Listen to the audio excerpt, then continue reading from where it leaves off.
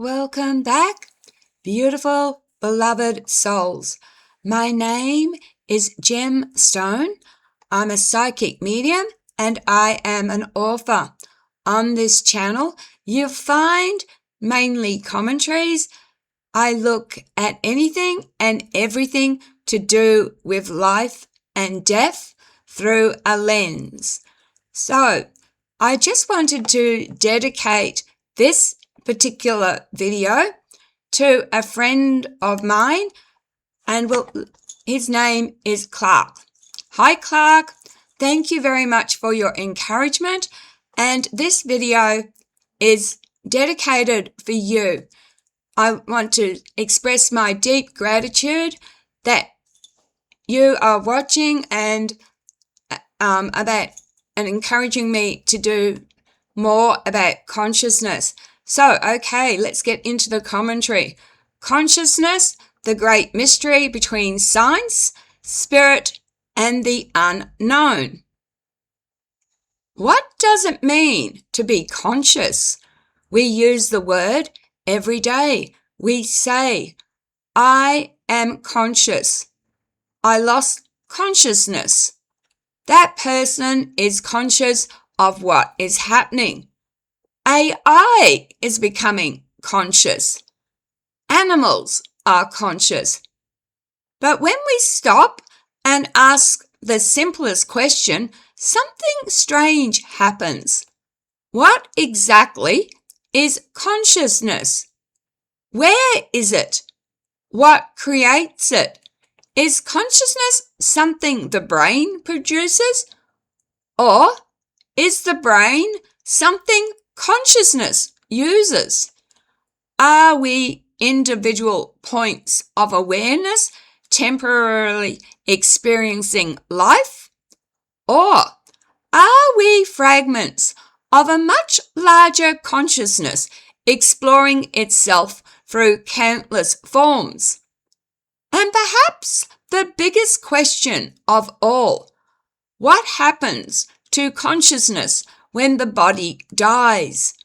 In this commentary, we are going to explore consciousness through different lenses: neuroscience, philosophy, spirituality, artificial intelligence, and some of the stranger questions humanity has asked about existence itself.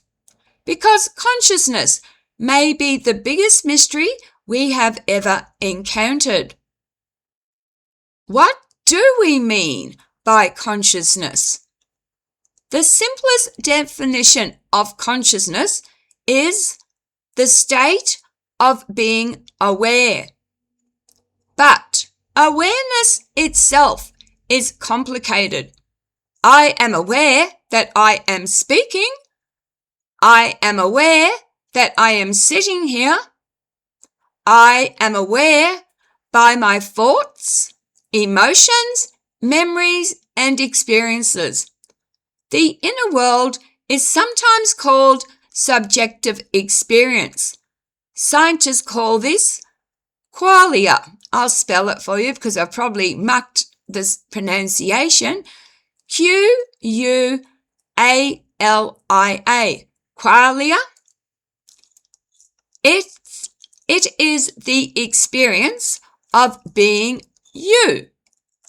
A scientist can measure brain activity when someone sees the color blue. They can identify which areas of the brain activate, but still there is a mystery. Why does brain activity create the actual experience of seeing blue? Why does electrical activity inside neurons become the feeling of being alive? This is known as the hard problem of consciousness. The brain is physical, but experience itself feels like something more. Is consciousness intelligence plus awareness? A question many people ask Is consciousness simply intelligence combined with awareness? Not necessarily. A calculator can perform calculations far beyond human ability, but we do not assume a calculator is conscious. Intelligence is the ability to process information. Consciousness appears to involve experience. A being may be intelligent but not conscious. A being may be conscious but have a different form of intelligence. A baby is conscious before it develops complex reasoning. Animals appear to experience emotions, pain, pleasure, fear, curiosity, and connection. A dog may not understand philosophy, but that doesn't mean the dog has no inner experience. Many people who live with animals would say no. There appears to be something happening inside that being. The scientific view: consciousness from the brain. The dominant scientific view today is that consciousness emerges from the brain. The brain contains around 86 billion neurons connected through trillions of connections. These networks perform and process information, create memories, regulate emotions, and allow us to interact with reality. Theories such as integrated information theory suggest consciousness may relate to how information is organized within a system. Other theories focus on global brain networks, suggesting consciousness occurs when information becomes widely available throughout the brain. From this perspective, the brain creates consciousness. When the brain stops functioning, consciousness stops. This is the materialist view. However, science has not completely solved consciousness. We understand many mechanisms of the brain, but the mystery of subjective experience remains. The spiritual view: consciousness as fundamental. Many spiritual traditions approach consciousness from the opposite direction. Instead of saying consciousness comes from matter, they suggest matter comes from consciousness. In some traditions, consciousness is seen as the foundation of reality itself. The idea that there is one universal consciousness and individual beings are expressions or fragments of that greater awareness. A little like a wave believing it is separate from the ocean. The wave is real. It has its own shape and movement. But it has never actually stopped being part of the ocean. Some spiritual philosophies suggest consciousness chose separation in order to experience itself. Love, loss, joy, anger, fear, discovery, relationships, wholeness, separation. The entire spectrum of existence. From this perspective, life is not consciousness trapped inside a body. Life is consciousness experiencing a body. Where is consciousness located? This is one of the most fascinating questions. Is consciousness inside us? Is it produced by the brain? Or is the brain more like a receiver? Some people compare the brain to a television. A damaged television may distort a broadcast, but the damage does not necessarily mean the signal itself no longer exists. For me, as a psychic medium, when I am doing channeling or any psychic work, I liken it to listening to a radio channel where you can tune in to different frequencies so that I am the antenna. Now, some researchers and philosophers have explored whether consciousness could be more fundamental than we currently understand. However, there is currently no scientific proof that consciousness exists independently of the brain. This is where science and spirituality stand at different doorways, looking into the same mystery. Is consciousness individual or shared?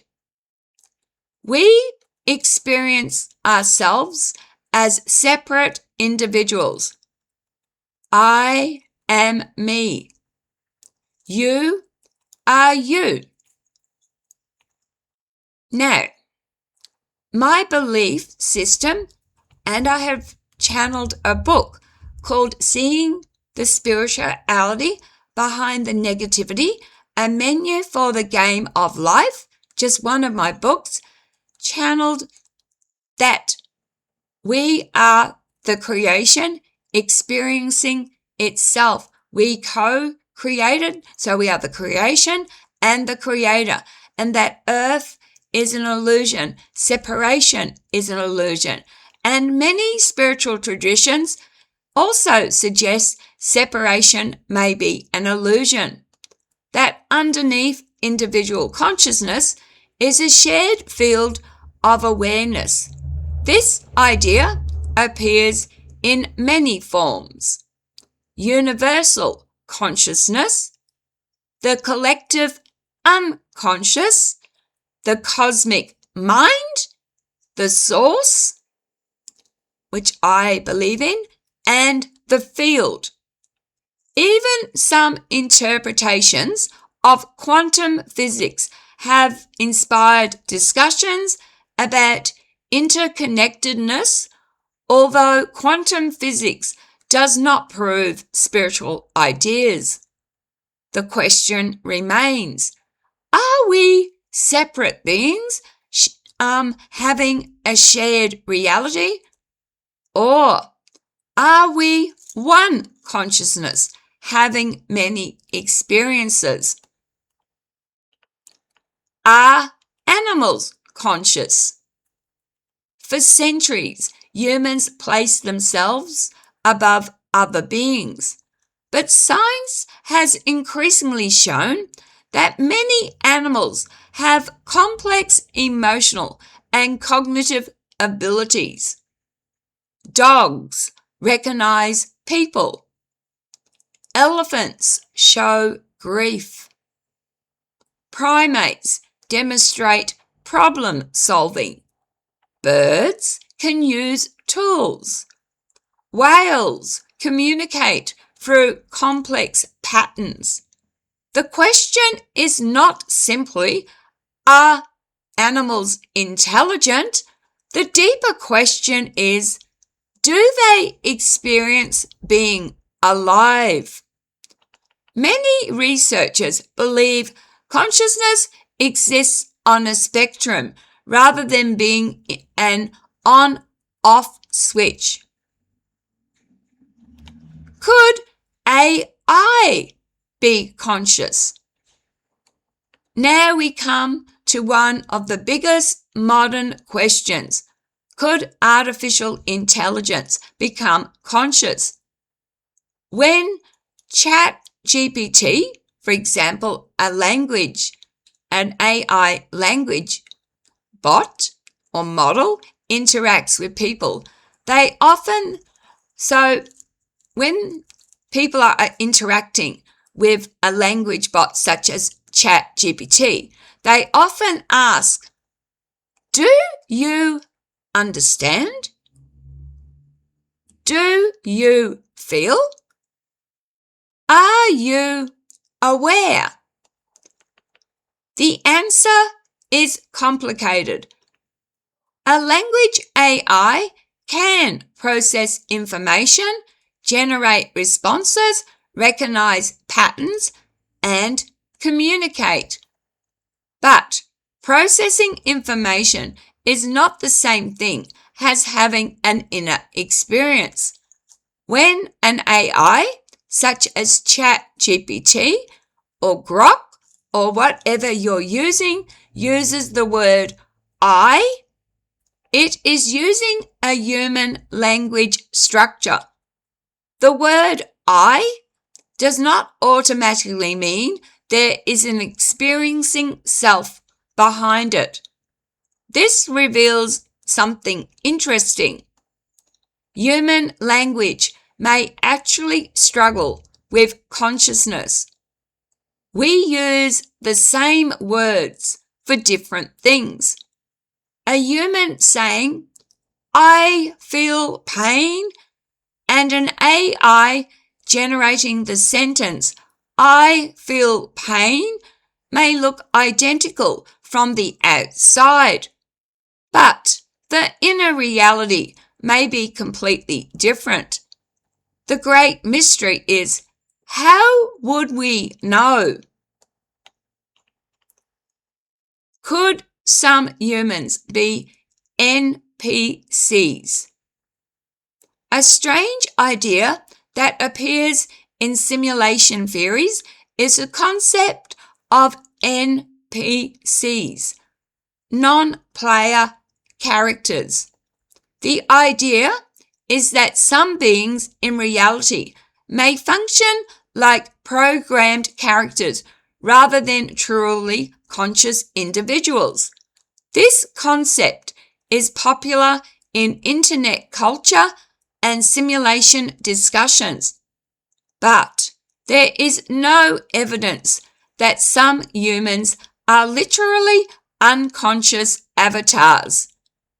There is also a philosophical problem. How could we ever prove another person is not conscious? I cannot enter your mind.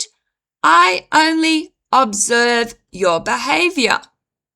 This is called the problem of other minds.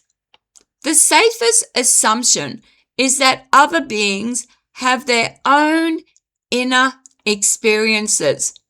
A world where we assume others are empty programs would create a very dangerous philosophy.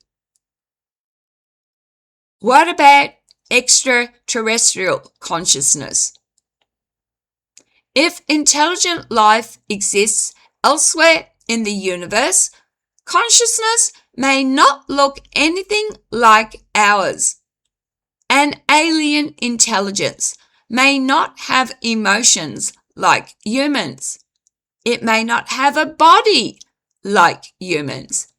It may communicate differently, perhaps through chemistry, perhaps through fields, perhaps through forms of awareness we cannot imagine. If consciousness is fundamental, then the universe itself may contain forms of awareness far beyond human understanding. If consciousness is biological, then alien consciousness may still emerge through completely different evolutionary paths. Either way, the possibility is extraordinary. Consciousness and death. One of humanity's oldest questions. Does consciousness end when the body dies? The scientific answer is when brain activity stops permanently, the evidence suggests the individual consciousness also stops. However, some people report near-death experiences, and I have had a near-death experience, which I uploaded. If you want to look on my channel, I talk about my own near-death experience. But let's talk about other people's. They describe sensations of leaving the body, seeing lights, encountering beings, experiencing deep peace, or feeling connected to everything. For me, it was being aware in blackness. Science studies these experiences through neurological explanations. Some spiritual traditions interpret them as evidence that consciousness continues beyond the physical body. At present, we do not have a final answer. Death remains the great unknown. Perhaps the final frontier is not outer space. Perhaps it is the nature of awareness itself. In closing, maybe consciousness is produced by the brain. Maybe the brain is a doorway into something greater. Maybe consciousness exists in forms we have not yet recognized. Maybe the universe is not just made up of matter. Maybe it is also made of experience. The extraordinary thing is this: the universe created beings capable of asking what the universe is. Through us, reality is examining itself. Whether we are biological machines, spiritual beings, fragments of a greater consciousness, or something beyond all these ideas, we are here. We experience. We wonder. And perhaps the greatest mystery is not that we exist. Perhaps the greatest mystery is that we know we exist. Thank you for joining me as we explore the hidden layers of reality. All right. Can you please, if you're going to drop a comment, do so respectfully? If only the world was more tolerant, less judgmental, it would be such a better place. Remember, my belief is that we are the universe experiencing itself. So every time you hurt or harm another being, you are hurting and harming yourself. With that, please be kind to each other. Smile at a stranger. You might just save someone's life. Take care of yourselves because you matter. You are precious. And I want to express my gratitude for every view. To my audience, thank you for making this channel get better and better. I appreciate every one of you. And although I said this is dedicated to Clark, there's a few other people, Lorenzo, Sam, and the guy who lives in India. Hi. All right. Love, light, and blessings. See you next time. Bye.